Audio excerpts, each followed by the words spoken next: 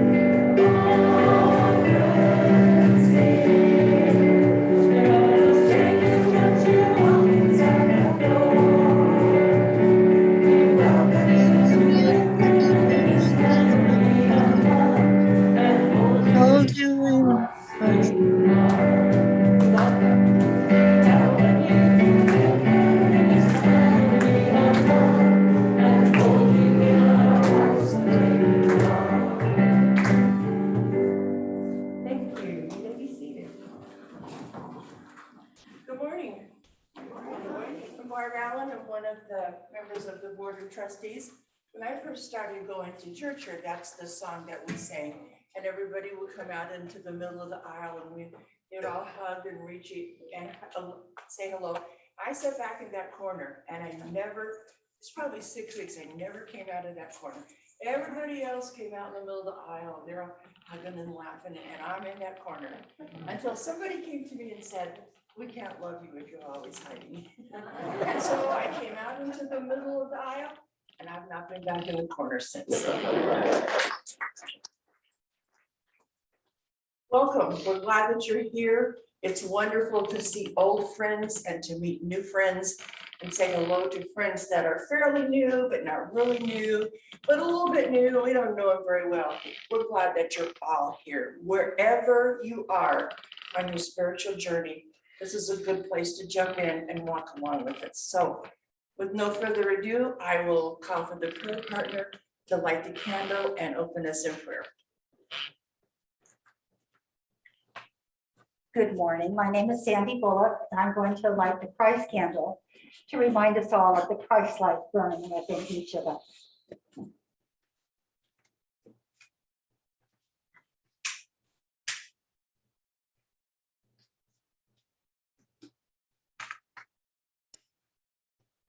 We'll start with an opening prayer. Divine Spirit, thank you for the opportunity to get together today, to be with our friends and family in this place. Ask blessings on everyone who couldn't be with us today, that wherever they are on their journeys, we know that they are well. Ask blessings on the service today, that we may hear what we need to hear for today, that one little nugget that needs to be in our hearts and minds. And for this, all these blessings, we say together, thank you, Father, and so it is.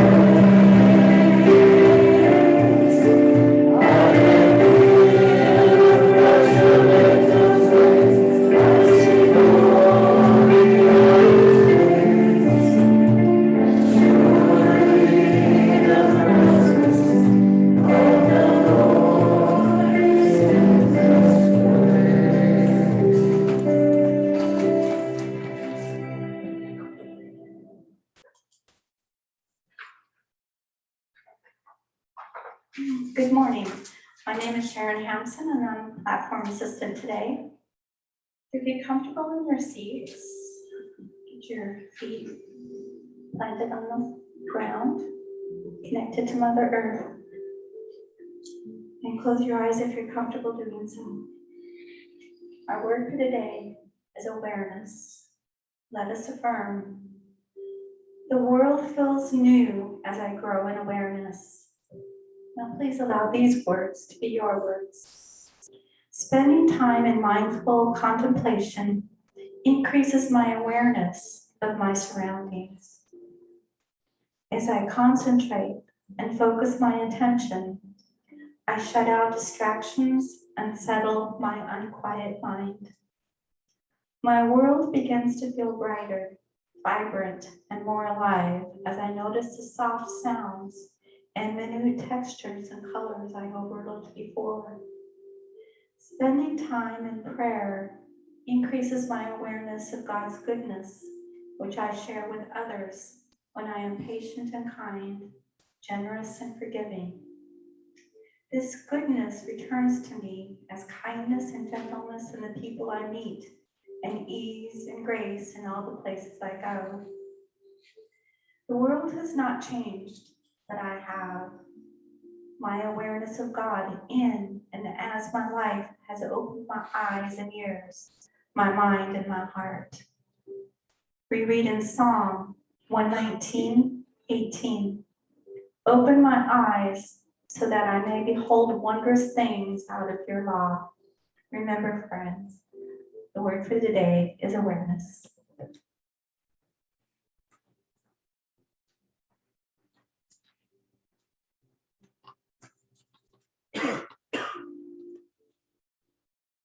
Continuing in meditative stance.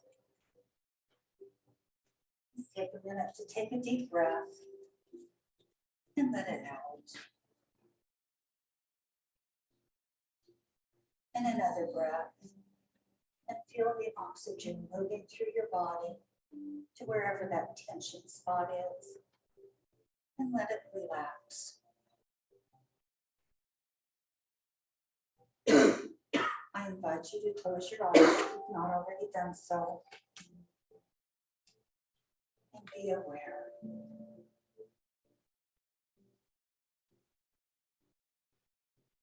What is it we will create today?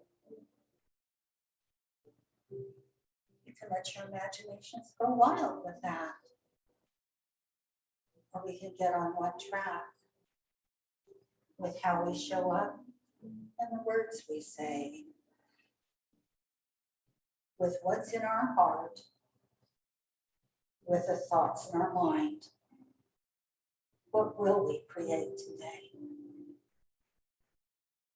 When we choose to be kind, when we radiate love deep from our heart, we create a place where miracles start.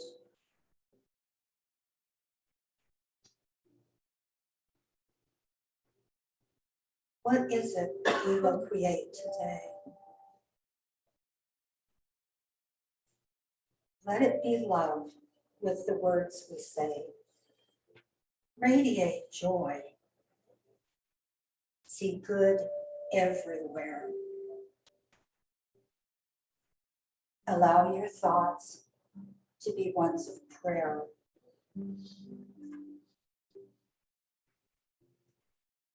What is it we will create today? Heaven on earth. Love is the way. Let's just spend a few moments in the silence contemplating.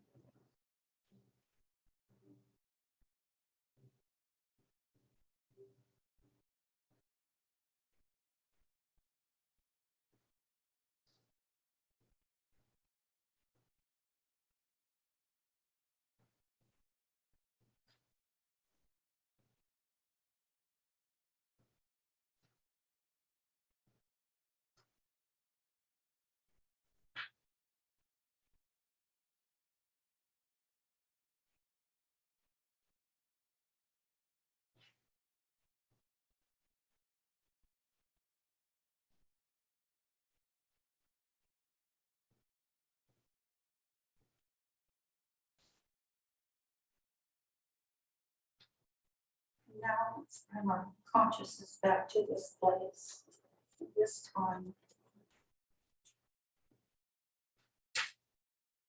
And feel the love that surrounds us within each of us that we share with others.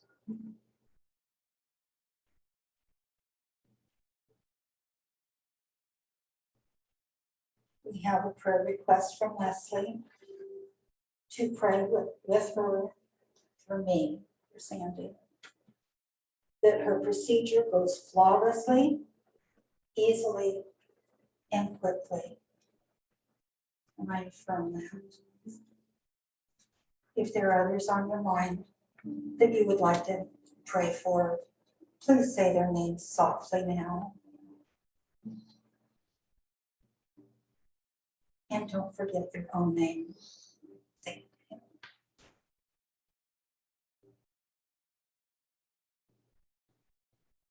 And no matter the circumstances, all is well with my soul. Thank you.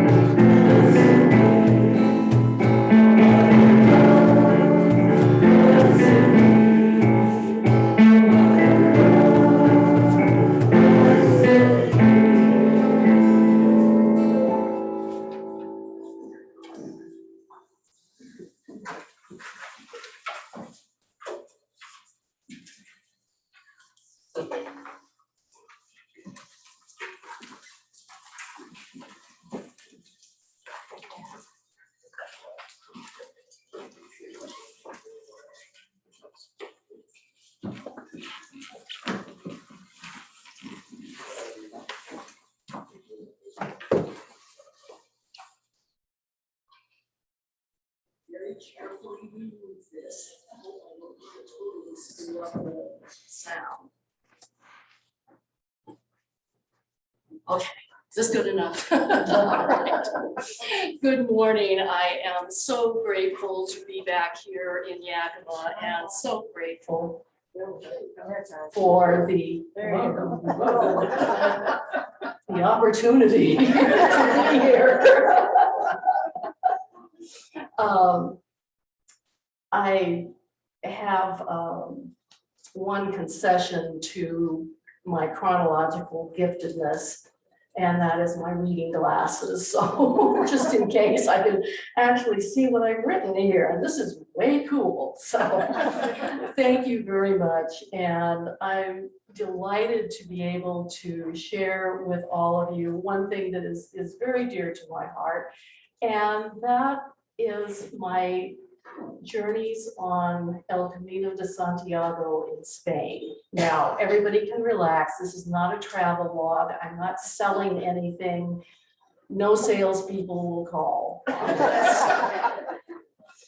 But over the past years, I've made many journeys on the road to Santiago.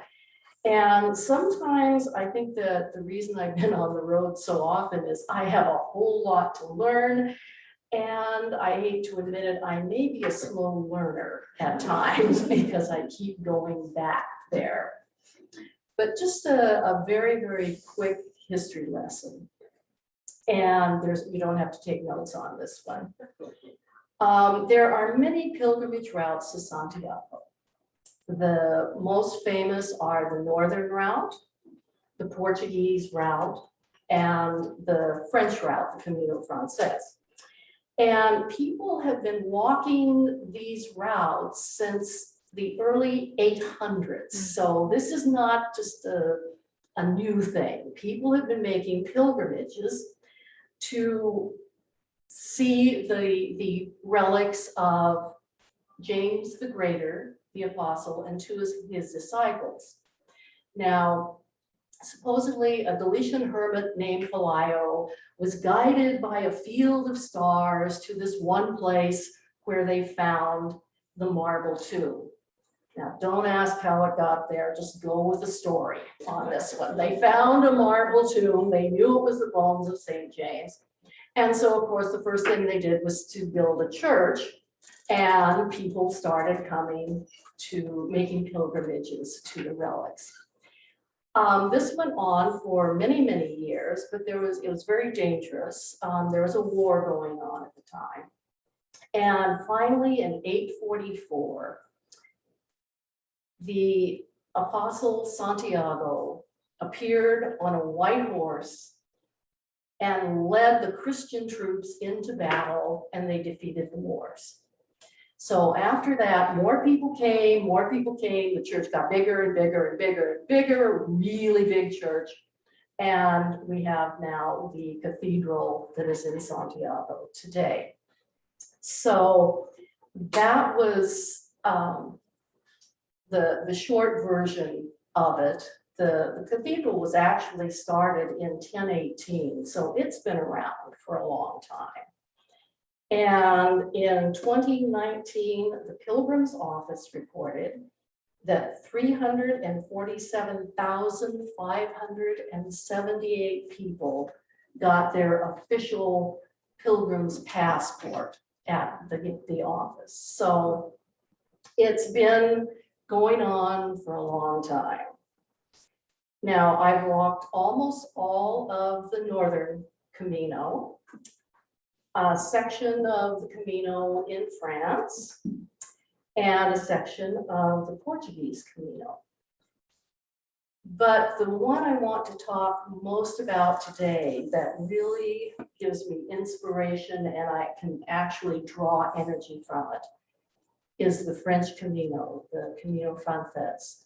I've had my greatest lessons and experiences on that.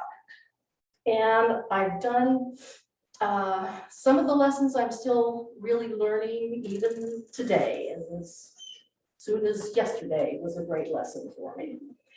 I've done the long walk twice, starting from Roncesvalles near the Spanish-French border. I do not do the Pyrenees. I do not do mountains. I can be very spiritual without having to climb a large mountain.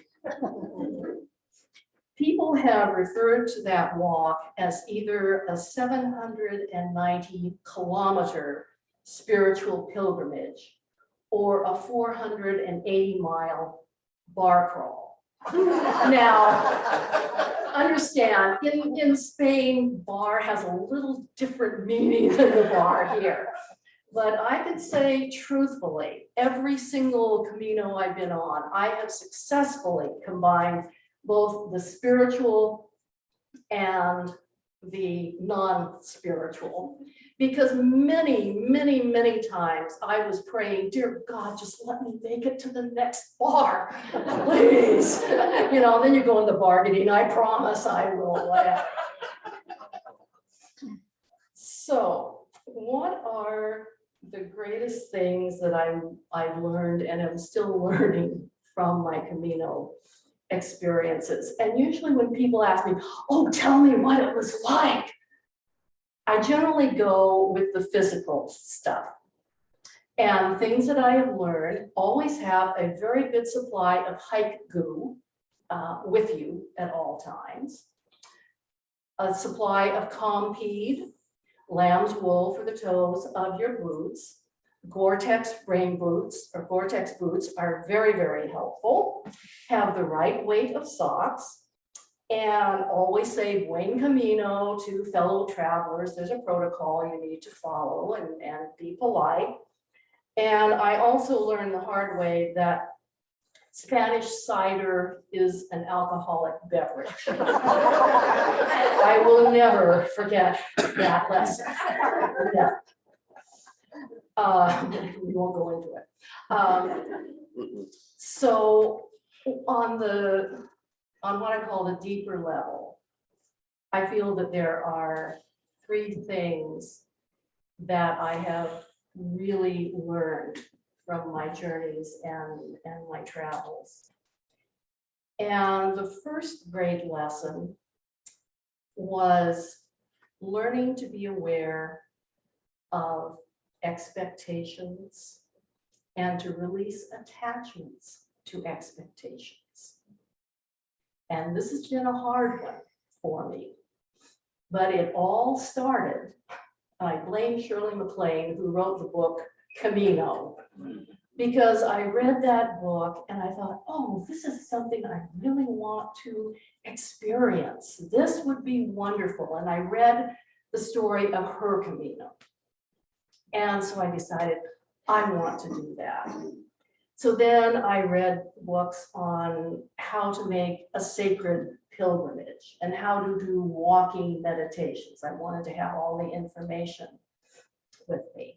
And I read about how wonderful it was and how spiritual it was and all the, the voices that were heard and the enlightenment. So in my mind, I imagined myself walking along, communing with nature, writing, stopping to write along the way in my journal, my brilliant revelations that came to me as I was in this wonderful, wonderful place. Making detailed daily accounts of what I was learning so I wouldn't forget anything. Truly becoming enlightened as I walked along. Well, it was a 10-day tour. The first 3 days were absolutely wonderful. Weather was great. Terrain was fairly level. I was walking along. I had time to stop and write, and I was absolutely blissful. My expectations were being met. Life was good.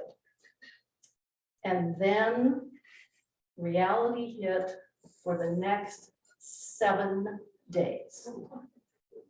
Cold, rainy, windy, slogging through mud, uphills, downhills, more uphills, more downhills. I had worn the wrong weight of socks. I had blisters on both of my feet. It was not meeting my expectations. The paths were rocky at points. I couldn't stop to write because it was raining so hard. I just wanted to get to the next bar and quickly. So it was great incentive. And I learned that I had to be aware of my surroundings. I had to pay attention to the yellow arrows and the shells that told me which way to go, because if I didn't pay attention and I missed the turn, then there was more walking and more backtracking. So I really needed to pay attention to where I was going. And I was in a stranger in a strange land. I was on my own a lot of the time. And that was interesting for me. And I really had wished I had spent more time on my Rosetta Stone Spanish so I could communicate with people and tell them just how lost I was. I had not signed up for this. My expectations were definitely not being met. And I wasn't a happy camper. And finally, on the 9th day, I had a total Camino meltdown. I mean, total meltdown. I was walking along, I saw this small chapel on the side of the trail. And probably 8 by 10 at the most. It had a rough rock hewn altar, dirt floor, but it was dry inside. So I decided I'm gonna go in there. Went in, sat on this huge mound of hard packed dirt. Didn't take my day pack off, didn't take my poncho off, I just walked out. And I started to cry, tears streaming down my face. And I thought, well, this is not the spiritual experience that I had, I was expecting. Nothing is going right. And then I started thinking, I'm not even good at being spiritual. Not only do my legs hurt, but I haven't had these great revelations. Nothing has happened. I haven't heard voices. And at that moment, tears streaming down my face. In my mind, I did hear a voice. In fact, I had heard several. I heard Frankie Valli and the Four Seasons singing Big Girls Don't Cry. True. That's true.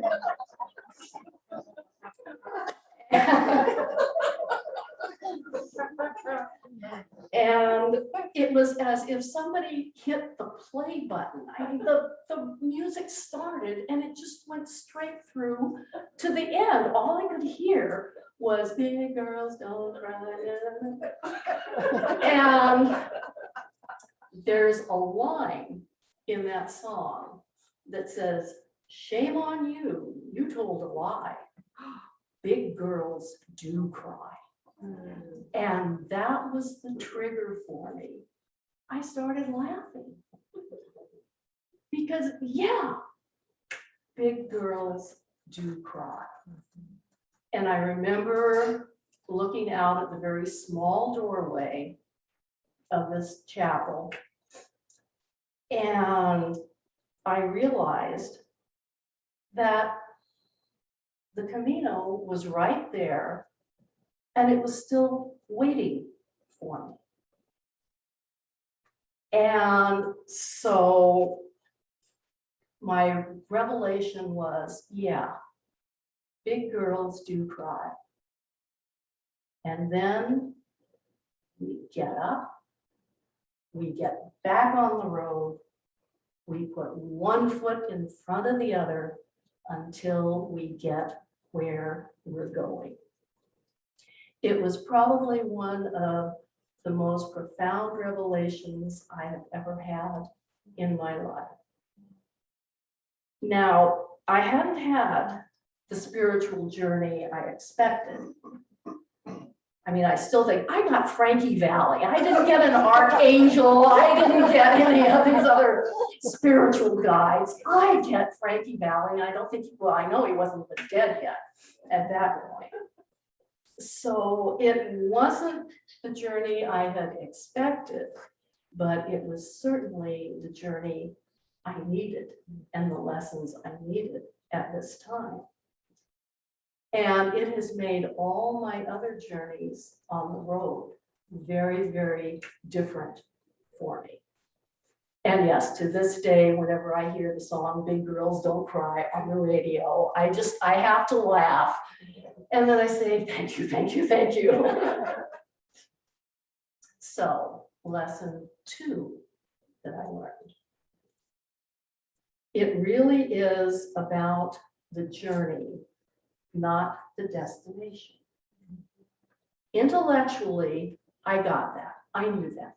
Yeah, it's about the journey, but focusing on Santiago. And then it took me about 3 trips, because I am a slow learner, I think, that it really began to feel it in my heart and know it as truth, because I realized it didn't matter which Camino I was on, I was going to end up in the same place. That didn't change, and I knew what was in that place for me. I always ended up in Santiago, and it became more of a comfort for me. That even if I was on an unfamiliar path, and there were a couple of times where I wasn't exactly sure where I was. I was following the arrows, but couldn't pinpoint I was exactly here. I didn't need to be concerned about that. I only needed to be concerned about where I was going on that day. And for this much of the journey, that was all I had to worry about. And when I arrived at the place I was supposed to arrive at, I was very, very grateful. And then it gave me freedom to enjoy what was happening along the way. Now, people ask me why I have been on the Camino so many times, because usually I'm the kind of person that's been there, done that, got the t-shirt, next adventure. And I usually answer, because I always go on a new journey every time I'm there. It's new people, new experiences, new lessons, new insights, definitely new adventures. And I finally began to realize that part of the newness was because I was a different person each time I was on the road. I had changed. I was seeing things through new eyes. I was a different person walking on the same road, and that made all the difference to me. I also began to understand, the more I was on the road, how the more I truly appreciated the differences in how we all traveled that road. All the different languages, the different cultures, the different beliefs, the different reasons for being on the road, why people were actually there and doing it. It came as a great epiphany for me one day. I was sitting on the steps of a very, very old church overlooking the small little town of Unity, and looking at the pilgrims going by, and I realized we're all going in the same direction. All of us are heading in the same direction, but we all have different experiences and different lessons to learn along the way. And I began to develop a greater sense of peace and a greater compassion for all of us who were going along the road. I also began to understand that there is no perfect or correct way to make the journey. Some choices make the journey easier. Some choices make the journey more difficult. But they're always choices, and we can always choose again along the way, and we can self-correct. We can do it differently. Within 5-10 minutes, make different choices. As one of my dear friends said, in the shamanic tradition, to walk the road is really an act of power. And regardless of whatever circumstances brought the people to the road, whatever circumstances were their personal truth, whatever their reasons, their expectations, regardless of how they were doing it, because you had people walking, you had people on bicycles, you had people on horseback, and you had people doing it in cars. They were the smart ones. But all of them were making the journey. It was all an act of power for them. And that was worthy of my respect, regardless of the circumstances. And I came to understand that while there were differences, there were also great similarities. We were all going in the same direction. People did truly help each other along the way. There was a sense of camaraderie and being a pilgrim, having the scallop shell on the back of your day pack that identified you. And people would share food, share information, share their stories, give encouragement all along the road. I would hear people say, animo, animo, or ultrea, which is courage. Particularly if people looked like they were having kind of a hard time moving along. And I remember some of the beautiful conversations I had with people, didn't know their names, didn't know anything about them, but there was a connection. I mean, there was the Frenchman in the red jacket who was walking with the Frenchman in the blue jacket. That's all I knew about. The couple from Sweden who shared their lunch with me. The little old woman in El Sombrero. The Finnish woman who loved cats. The bicyclist from Argentina. This is all I knew. But it was a deep connection at that point. And I also learned about the impermanence of moments, because these moments came and these moments went. And often I never saw these people again. I had so many moments of what I call my Camino angel stories, where people appeared at the right time, said the right thing, and then they were gone. And some of them I knew. Sister Daniela was a nun from Italy. Loved Sister Daniela. She was praying for me, and I really appreciated that. And some days when I'd see her, I'd say, Sister Daniela, can you put in an extra rosary for me today? I need it. Paco, Antonio, Mary Ellen. I'm so grateful for these people that shared their lives with me at that time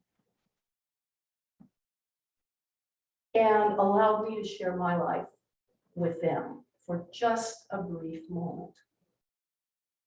And lesson 3.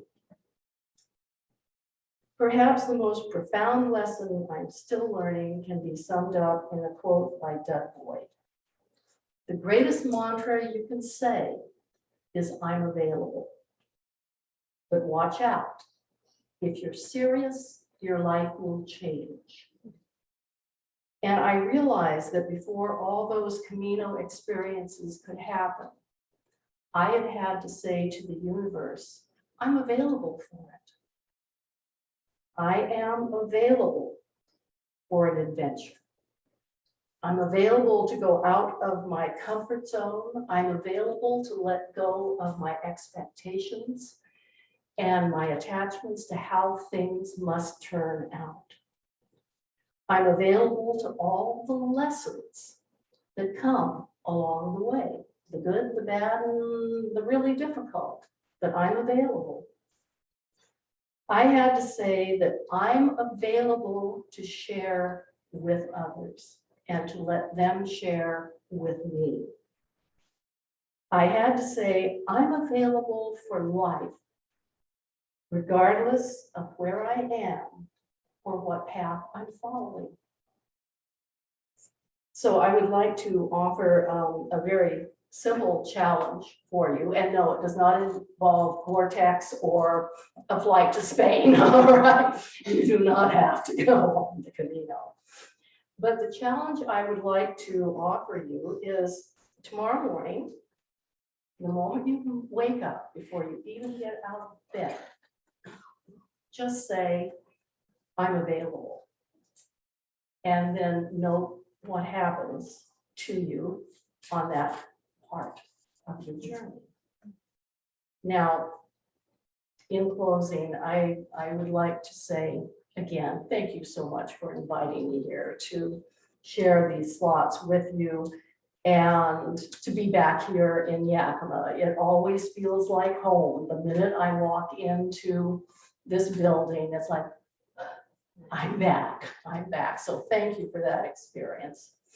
I do have a few Camino pictures, I promise. It's not a travel log that I will share with you.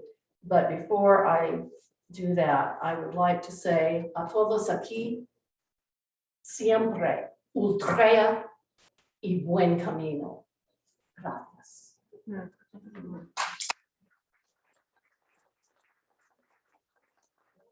Starting off.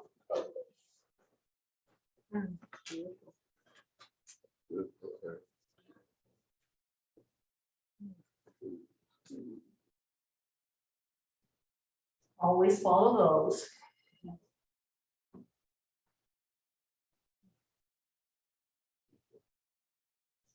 The Camino internet, people leave messages.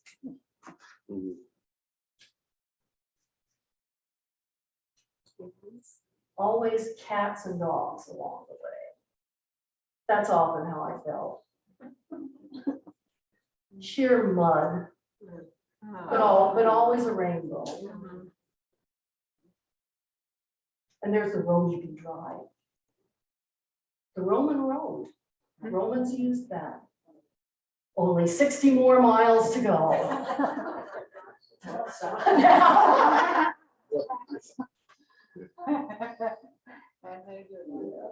And then finally, the end. So how long did it take you guys? It was 33 days of walking. Wow. And at night you slept in. We had reservations, so I didn't have to do the albergues and everything. Because sometimes if the albergue was full, that meant another 5 to 10 miles of walking before you found another one. So, no, I was very spiritual, staying in reservation. Yes. Thank you so much.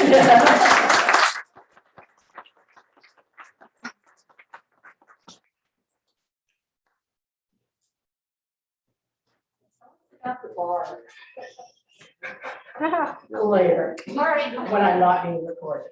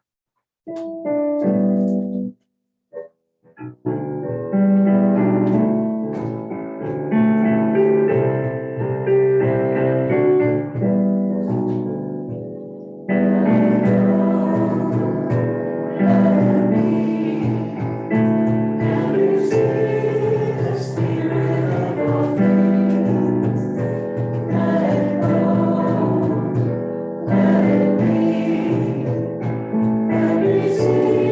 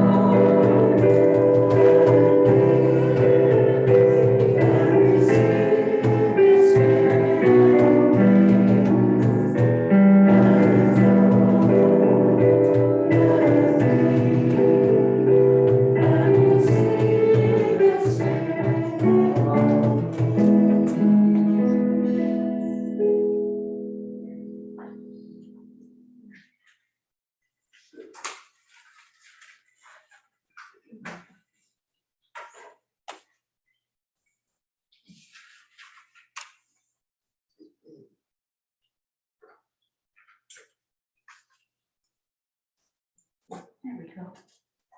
Okay, announcements. Weekly Zoom is take a break, take a breath, Tuesday evenings at 7 p.m. And Wednesday mornings at 10 a.m. with Warren. So the first one is with Marilyn Holloway, and the Zoom links are at Unity Yakima org. Wednesday morning book study. They're reading Be Here Now with Ram Dass. They're going to be finishing up the book in September, and then they'll start the new one where the mountain meets the moon. So, and Dot, I am just that your lesson today was just very inspirational. And of course, we always enjoy your sense of humor. So thank you. Thank you. Mask mandate, you can read it in here too, but with the renewed mask mandate, we will ask everyone who can to wear a mask on Sunday service. And also remember, do not judge others who do not wear a mask, because there are people who do have health issues and they cannot wear a mask. So please honor each other and respect each other. The office will be closed Wednesday through Friday this week. So if you have business, talk to Chris or come to the church Monday or Tuesday. Well, and then it'll be closed Monday, not for Labor Day. Not this, that's next week. Well, that would be following 9/1 through 9/3. 9/1 is Wednesday, Right. and then 9/3. Oh, and then, yes, you're right. So, yeah, we were just covering this week. So, yes, the following Monday will be closed too.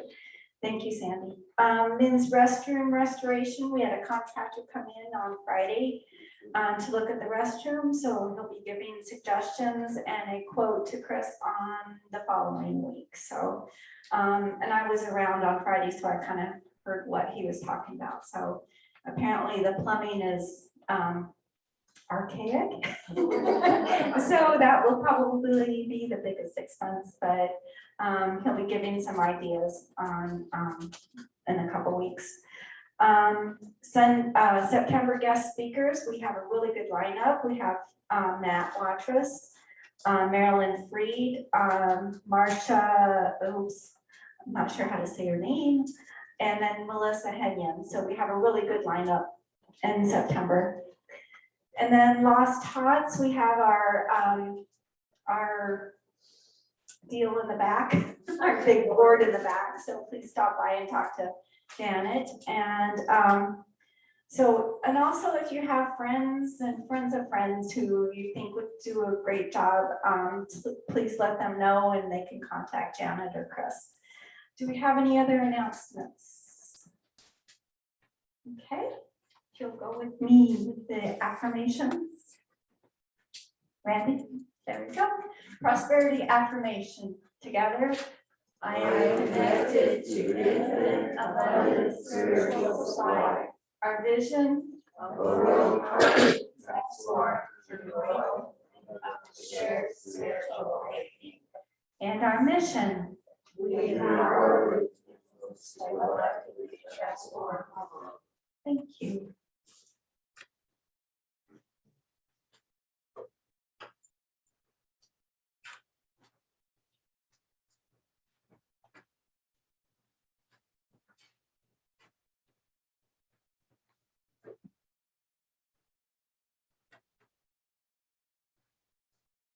Okay, who has abundance to share? I was sitting here during one of the songs and trying to be quiet. And the music that was surrounding me was it just took my breath away. It sounds so good from right here. Thank you, everybody. Thank you, Sandy. Anybody else? Randy? I've been out of work for quite some time and I've just really been trying to trust the Lord. And I recently just got like 2.5 months of unemployment in one shot. So all that stress is gone and I can pay back a lot of debt. And so I'm really thankful. And you got it.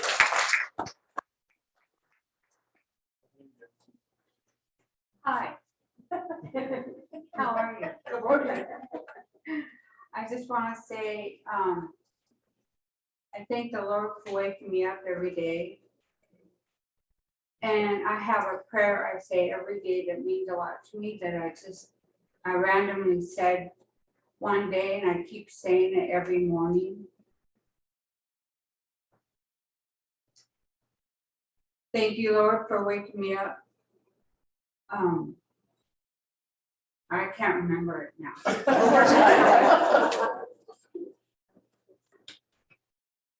Thank you, Lord, for waking me up.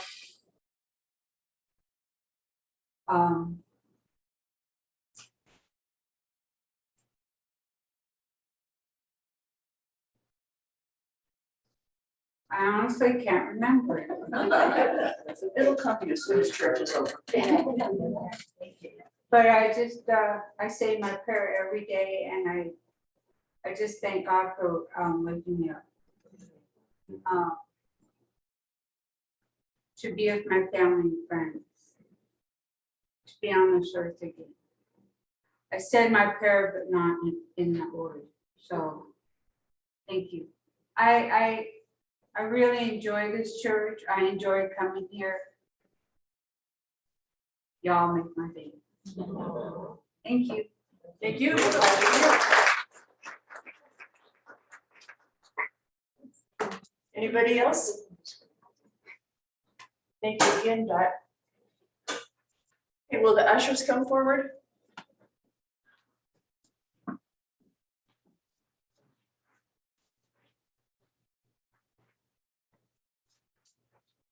Will you join me in blessing the tithes and offerings? Divine love flowing through me blesses and multiplies all that I am, all that I have, all that I give, and all that I receive. Thank you, God.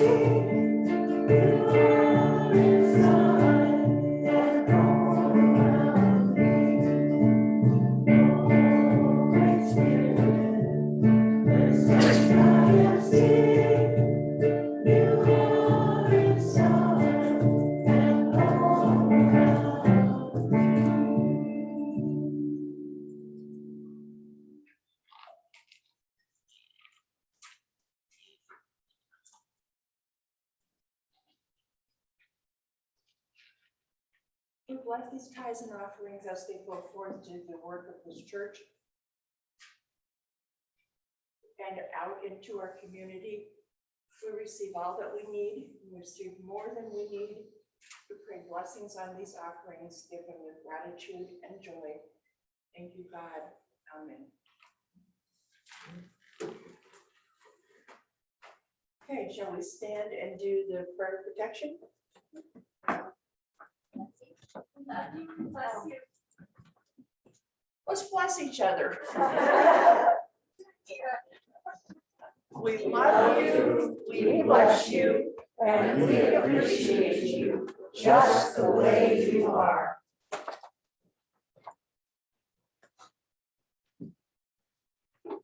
And the prayer for protection.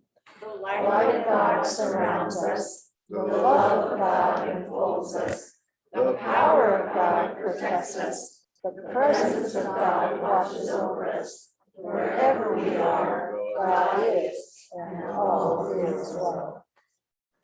We may join hands or not. Look at all that.